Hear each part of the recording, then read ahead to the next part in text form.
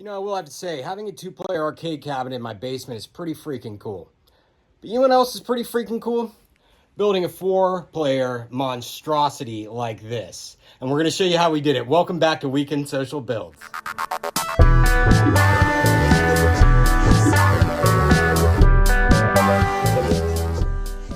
It's beginning to look a lot like Christmas here on the Weekend Social Builds. Welcome back. This is going to be an exciting episode. We're doing more arcade machines. Let me give you some backstory. Every year for Christmas, it is a struggle to figure out what my family wants. This year, my older brother and my older sister, their families are each getting their own arcade machines. When they come over to this house, the first thing they do is all the kids run down and they start hammering away on the arcade machine that I built for myself. Same design for eMoney. Now you can see that build video in the description below. Links down below. I talked to my older sister and she said, you know what? I really like that classic design. That's what I want. So I'm making her one of those. I'm not going to be focusing too much on that build. I might talk about some of the improvements that I've made against that original design. But then when I talked to my older brother, he said, you know, you remember that picture you showed me? That four-player one? Check it out.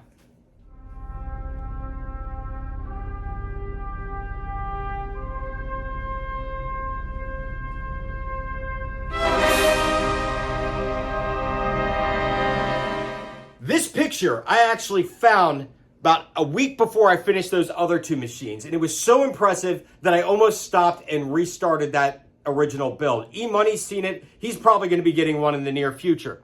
So I saw this thing. I showed it to my brother. When I gave him the option of, hey, would you like an arcade machine? He said, yes, I want one of those. So that's going to be the design. So let's look at the design and the requirements for this build. First thing you're going to see here, you've got a 40 or 43 inch TV. I haven't decided yet. The weight and the size is going to come into play for this. You're going to have a 2x6, maybe a 2x8 where it's going to be mounted on. 4 players on the console. So we're going to need 4 arcade sets for that. Inside this little pedestal, we're going to need a shelf for all of the stuff. I may or may not go with speakers and subwoofers on this build, but I'm going to leave room for them. And it's all going to be resting on this panel. You can see on this side, side view, and you can see the 4 playing consoles. You can see the TV mounted on a 2x6. You can see how it's going to lean forward. And this part right here has to be flush with the bottom pedestal. So what are the requirements? First requirement, it's got to be able to accommodate 4 players. The second, mounted flat screen with no visible wires. Third, contoured or curved control panel. And I want all seams with a tight fit. And 4, you got to be able to take a licking and hold up the TV and the control panel weight. And that's what we're going to be doing for this build. I cannot wait to see how this turns out. If it turns out well, I guarantee you I'm going to be making a lot more. So let's get to it. I started off with a 4x8 sheet of 1/2-inch plywood, and my first cut was a 3 7/8 strip that I planned to use for the control panel. Then I cut out the smaller pieces and began building the base of the machine. I used a 90-degree box clamp to make sure that I had solid perpendicular sides. I glued the butt joints together and reinforced it with finishing nails, but this turned out to be a little bit more difficult than I had originally planned.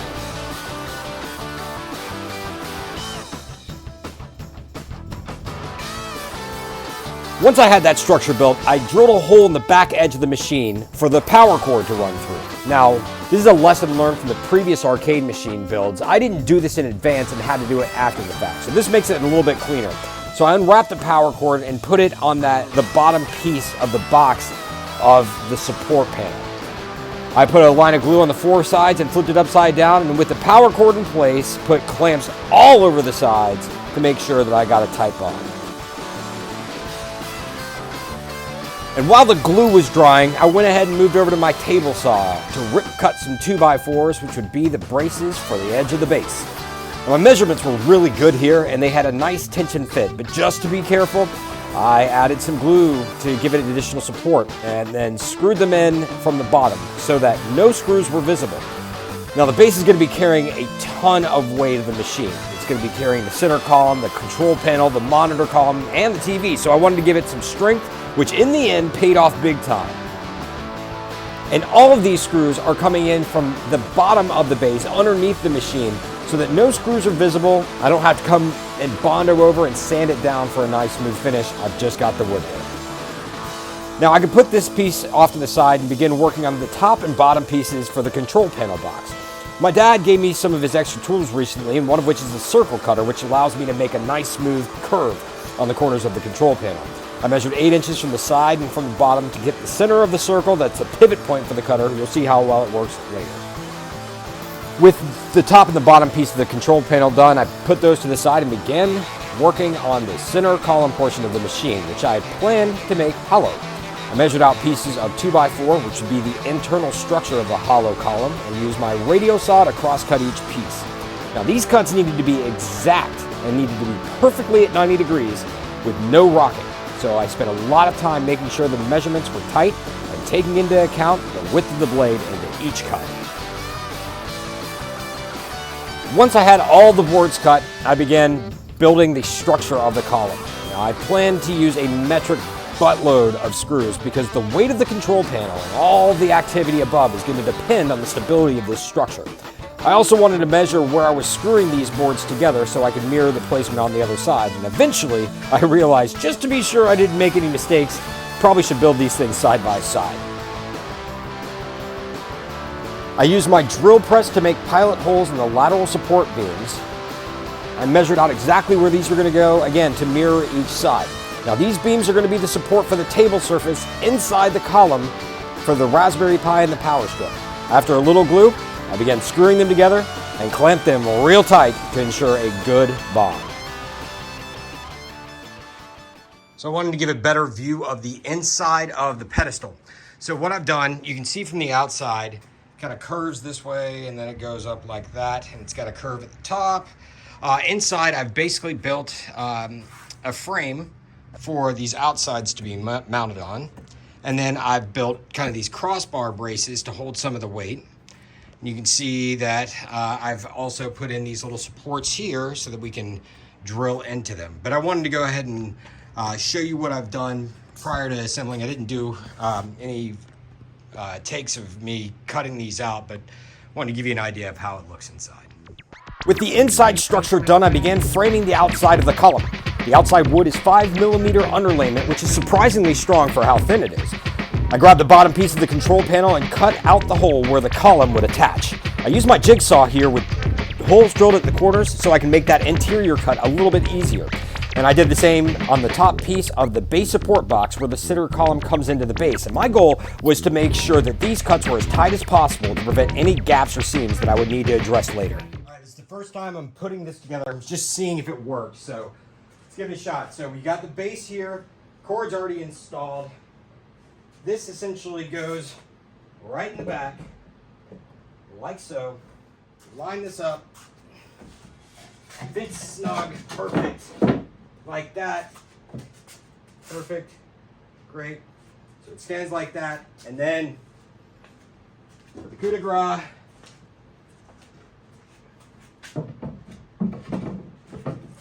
like so. So once this is all screwed in, should be pretty good. Now, a couple things that I noticed here, and I'll show you right quick. Like if you look right down here, I'm gonna need to do a little bit of edging. I don't think that's a bad idea. I wanna make sure that all the lines are gonna be covered. It looks all organic. But other than that, I'm pretty fucking happy. I'll give it a look from the back. That's how it's gonna look back here. Not too shabby. So we're at a point with the build that I need to do a little bit of research. You can see I've got pretty much everything assembled on the main stand except for this middle piece, right? What's confusing me, what's putting me in a little bit of a loss are these curved edges. I want them to be nice. I want it to look solid. I didn't want to do any sharp edges. So the original builder, whose post I took inspiration from, talked about something called kerf building. Well, let's talk about what kerf building is. First, what's kerf? Kerf is the thickness of the blade. So when you make a cut, it's going to be, say, you know, 1/8 of an inch, depending on the thickness of your blade. Well, you can use that if you set it just shy of the top. So you make a cut that's almost all the way through, but not all the way through. Do a series of those cuts, and then watch this board. The board bends very easily. So you can see I've marked out lines on the top, cut out kerf in the bottom, and that's what I'm going to do on both sides of those curves over there. So I've already gone ahead and cut out the piece that I need, measured out the straight pieces. You can see where the kerf's going to be. You got another straight piece, another kerf down there. With kerf bending, I got to say the lesson learned is to make sure you do some test cuts. You can see over here, I did a shitload of them. There's multiple pieces. Thing about this wood is you're never getting it back. So do a little bit of research. There's some calculators out there. Even the calculator that I used didn't necessarily work too well. I had to do some trial and error, and unfortunately, this is just going to go in the fire pit. But we're going to get back to it. I'm doing the kerf cuts on this big piece of wood. I've already done my test run. I think we're at a good height. Let's get back to cutting some lumber. Kerf bending is a cool technique, but it takes a lot of time to get it done. I made my cuts a 1/4 inch apart over the span of 14 inches. That means over 50 cuts per side of the board. But it's a really good idea to go slow here and be as careful as possible as you're making these cuts. Not too bad. It seems to be bending into the shape with the weight on its own, which is great. I'm going to use glue to get these onto supports inside the box. But apparently I forgot to turn on the vacuum, so I'm covered in dust. But yeah, next video we're gonna start putting that thing on the box. I'm excited. This works. Kerf bending. I mounted 3-inch tall support pillars to the base of the control panel and glued the middle section of the board, lining up the edges as best as I could and clamping it down to hold it in place. I used an absurd amount of glue here to hold the shape of the curve and use blocks at the top of the curves to keep them standing up straight. Now you can see the back of the board is a little bit longer than the piece that I'm mounting it on, and that's intentional. I wanted to have a little extra in case my measurements were off, and then I used my Japanese pull saw to remove the excess wood. And doing this resulted in a perfectly flush edge at the back of the control panel. You can see I've put in these little supports there. I didn't want to make them exactly as tall as the outer band, and the reason for that is I need to give enough space inside the box for the control panel buttons and the wires. I don't want them to get crushed like I did in the other machines. So I also took a 2x6 and trimmed it down on both sides, so it was the exact same size, 3 7/8 inches as the outer band. And this is going to be used to actually hold and support the top of the control panel. It's going to have a couple hinges in the back when it flips open so that you can access that. And then when it stays shut, it's going to be the primary support piece for the top. But I started with the front piece. I wanted to make sure I got a nice, clean, smooth edge there. And there's a couple of small gaps. I'm going to fill those in with Bondo. You can also see when I did that circle cut, there's a nick there. There's a small nick there that I'm going to need to fill in with Bondo. But we're going to take this very slow. We're going to make sure that the outer edge is exactly on point. And then, yeah, we can get to the fun electronic stuff. The glue's still drying. I'm going to go ahead and move it over back on the pedestal, let it dry, let the glue cure. In the meantime, I took this schematic. You can find this on the internet anywhere, by the way. I went ahead and took this, and I've transposed it to a sheet of underlayment. That's going to be my template for the joysticks. Now, those joysticks, my sister's machine is going to have 2. It's going to be the kind of classic style like you see over there. My brother's is going to have 4. So, but it should work on both. And yeah, I'm going to go ahead and use that as a template, and then we're going to figure out how those need to be mounted into this machine and the old machine, making sure that none of the wires come into any contact with wood and get crimped or any of that nonsense that I had to deal with the first build. So let's get to it. I drilled pilot holes in the center of where each of the 8 buttons were going to be placed, and then I took the template over to the drill press and made larger pilot holes to make sure that each one was perfectly centered. Then I switched out the drill bit for a 1 1/8 inch hole saw, which is used for the button holes, and a 1-inch hole saw for the joystick hole. Once that was done, I took it over to the control panels and drilled away.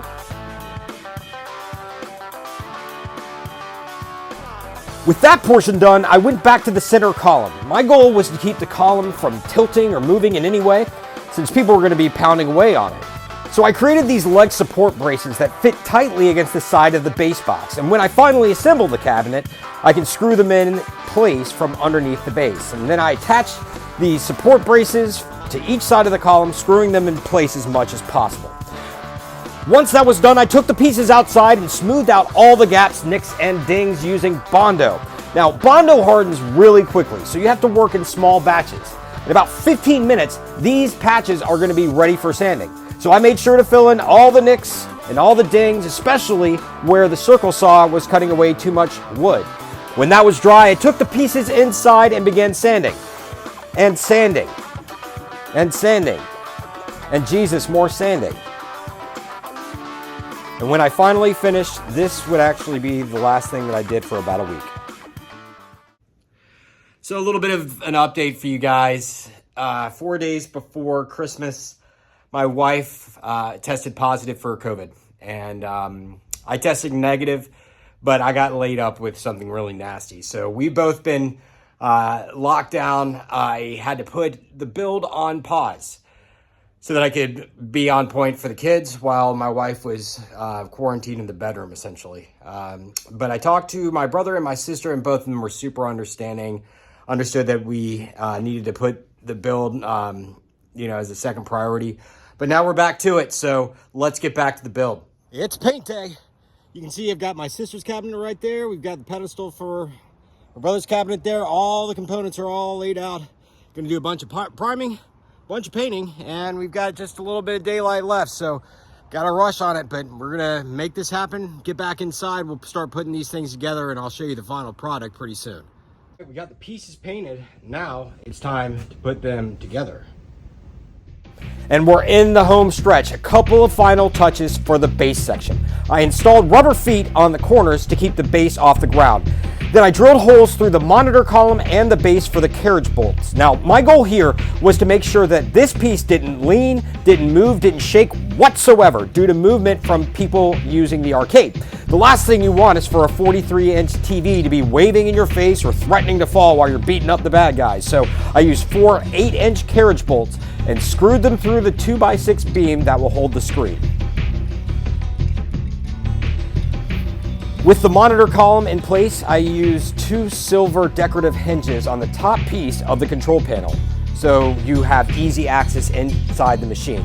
Then it was finally time to install the buttons and the joysticks on the control panel.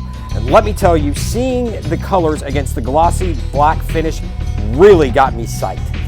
I drilled 4 holes from the back of the board through the front for screws to hold each of the joysticks, and then I used number 8 bolts and washers to hold them all in place. When I installed those joysticks, I made sure that the configuration and the ports were facing the same way, so everything was uniform throughout. And with all the buttons and joysticks installed, then I moved on to wiring. Now, I'll talk more about this later, but I wish I'd planned out the button placement a little more carefully because the jumper cable wires that power the LED lights weren't long enough. With all that done, the final step was installing the mount for the 43-inch flat screen. I took a little extra time here to make sure that the mount was level and fit tightly against the column. And with that, we are all done. It's all put together. I am very happy with how this turned out. Yeah, I dig it. Need to do a little bit of work around the base, put some trim in there. You can see the inside. It's a bit of a spaghetti monster, but we'll mount all these little boards to the control panel. But I think now it's time to fire this thing up. What do you guys think?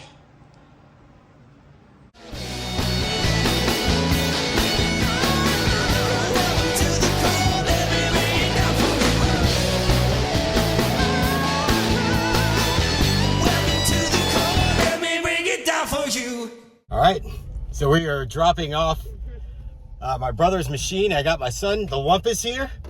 We're about to take this thing inside, get it all set up, and then give you guys a look at how it all comes together. So let's get it done. There it is, all set up in my brother's basement.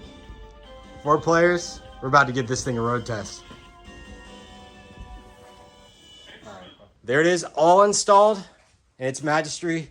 Just going over some of the features. You got the 4 players, and of course, we always have the drink carrier for the money claws, what have you. So it is down here. It was pretty easy to get him installed. You happy with it? Very nice. Very happy with it. Very nice. Going to be extremely happy. Well, Merry Christmas. Cannot wait. So I wanted to do a quick comparative between the arcade that's sitting here in my basement and the machine that I created for my sister. You can see same marquee style, same button colors. We're playing the same games at the moment, but a couple of upgrades. So you can see here on my machine that I had to do divots underneath the control panel so these buttons didn't hit the baseboard. Well, here I made this board a little bit longer so that you don't run into that issue. This machine is made out of entirely 3/4 inch plywood. That's primarily MDF, actually all MDF. I left the aluminum at the top of the marquee. I left it unpainted. That on my machine, it's got the tabs on the top, but other than that, it's pretty much the same machine. This one's really sturdy. I'm excited to take it over to my sister's house for a belated Christmas and see what she thinks. But all in all, good upgrades. Learned a lot from the previous build. Used it on this one. Pretty happy with it. I think it looks much nicer. Oh, and of course, on every single Weekend Social arcade machine, we've got the drink holder for your money claws. And there you have it, friends. Another successful Weekend Social build. Thank you so much for watching. I hope you've enjoyed watching this video as much as I've enjoyed putting these machines together. I could build 1,000 of these things. I've had so much fun with it. I do want to wrap this video up with a couple of closing thoughts. First, I need to say thank you to Nicholas Wells. Nicholas Wells is the person who created that machine that inspired this entire build. And without his vision, and without his documentation and willingness to share, this never would have been possible. So thanks to you, Nicholas Wells. This wouldn't be possible. Now, if you're watching this video and you want to see that, click the link in the description. It'll take you to Emger, and you can see all the photos, and you can go step by step with all the detail how he built that original first machine. It's really a fun, entertaining build. I do want to share with you some lessons learned that I picked up along the way if you want to build one of these machines on your own. Now, the first lesson learned has to do with the paint that I use on all of my machines. It's a high gloss, oil-based black paint. And what I found on the first two machines that I did for eMoney and myself is that there were bubbles in every single coat. And every time I look at my machine, it drives me nuts. So I wanted to prevent that from happening on my sister's machine and my brother's machine. What I found after trying a couple different techniques is you use a foam roller and you either press really hard and go super slow, or you go super fast and lightly touch.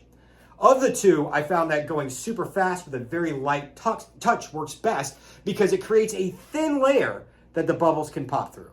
Now, I'm not a painting professional, and if I'm doing it wrong, please give me some feedback because I would love to know the secret to this stuff. But that's what I found works best. But the downside of going super light and super fast is it sprays paint everywhere, and I'm still trying to get it off my feet. I've rubbed them in mineral spirits that I'm beginning to smell like them. But I wanted to share that as the first one. The second lesson learned is button placement. Now, on my brother's machine, the 4-person console, I put the select and start button too far from the 8 buttons that are right next to the joystick. Here's why. To light up those buttons, there is a wire that jumps from button to button. It's what's called a daisy chain. And in between the 2 prongs, it's about 6.5 inches. I put the start and select button too far away, so I had to get really creative to make everything work with the boards that came with the joystick. So I recommend to you guys, think about button placement, open up your joysticks, measure the wires, and make sure you don't run into the same hiccup that I ran into, because I've got to go back to my brother's machine and get the last 2 lights to light up. The third thing that I would like to share with you from a lessons learned perspective is about kerf bending. I know I screwed it up earlier in the video, but kerf bending is a really cool technique. The lesson that I learned is that you can't use online calculators and you can't use advice from other people. You have got to do your own test cuts with the wood that you're planning to use. I tried using an online calculator and it did not work on my wood. So do test cuts, do as many as it's going to take to make you feel comfortable, and to get the gaps that you need and the depth that you need for whatever wood you're using.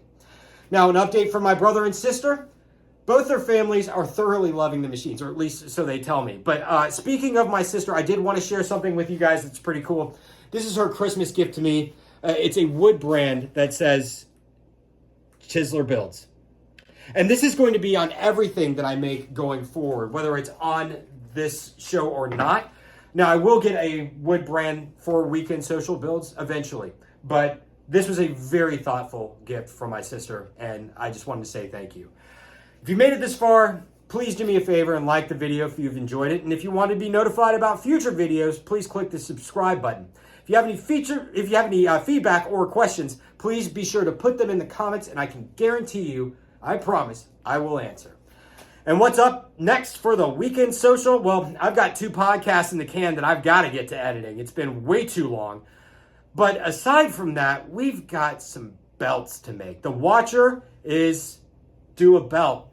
And let's take a break from wood and let's get into making championship podcast titles. That's next up on the Weekend Social Builds. Again, thank you so much. Y'all be safe, be good to yourselves, be better to one another. And with that, Chisler out.